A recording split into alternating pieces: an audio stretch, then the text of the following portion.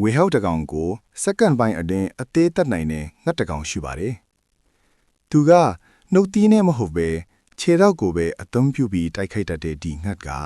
အာဖရိကရဲ့အတွင်းရေးမှုလို့အမည်တွင်ပါတယ်။သူ့ရဲ့လှပတဲ့ပုံစံနောက်ွယ်မှာကြောက်စရာစွမ်းရည်တွေရှိပါတယ်။ဒီငှက်ရဲ့နာမည်ကတော့ Secretary Bird ခေါ်ပါတယ်။အရက်အမြင့်၄ ပေကျော်ရှိပြီးအာဖရိကရဲ့ဆာဗာနာမြက်ခင်းပြင်တွေမှာခြေကျင်လျှောက်ပြီးအစာရှာတတ်တဲ့မူဆိုးတစ်ကောင်ပါ။ခေါင်းပေါ်ကအမွှေးဆူလီဒီကရှေးခေတ်ကစာရေးဆရာတွေနားနောက်မှာကလောင်တန်ထိုးထားတဲ့ပုံစံနဲ့တူလို့ဒီနာမည်ကိုပေးထားတာဖြစ်ပါတယ်။သူ့ရဲ့အထီးကလက်နက်ကတော့တမဏိလိုမှကြောတဲ့ခြေထောက်တွေပါ။ငွေကိုတွေ့တာနဲ့သူက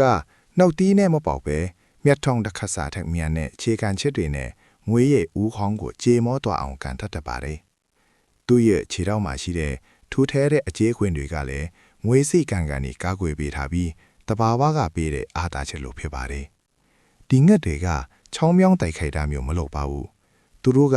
မြက်ခွန်းထဲမှာတက်တဲ့တိုပြီးစောင်းနှင်းကတားကောင်ကိုရှာဖွေတာပါ။ပြီးရင်တော့တိကျပြတ်သားတဲ့ကန်ချက်တွေနဲ့တားကောင်ရဲ့အသက်ကိုချွေယူလိုက်ပါတယ်။သူ့ရဲ့လှပတဲ့မျက်တောင်တွေနဲ့အေးဆေးတည်ငြိမ်တဲ့လမ်းလျှောက်ပုံတွေကလွှင့်စားထားနိုင်ပေမဲ့သူလျှောက်လာတဲ့လမ်းကြောင်းမှာရှိနေတဲ့အရာမှန်သမျှကတော့အသက်ပြောက်ဖို့တေချာတယ်လို့ပါဒီငှက်စီကနေကျွန်တော်တို့ရနိုင်တဲ့သင်ခန်းစာတစ်ခုရှိပါတယ်အဲ့လာကတော့မိမိရဲ့အားသာချက်ကိုသိရှိဖို့ပါနှက်အများစုကနှုတ်သီးနဲ့အမဲလိုက်ချိန်မှာသူကတော့သူ့ရဲ့တတ်မာတဲ့ခြေတော့ကိုအကောင်းဆုံးအသုံးချခဲ့ပါတယ်ဘဝမှာလည်းသူများလှုပ်တိုင်းလိုက်လို့နေဖို့မလိုပါဘူး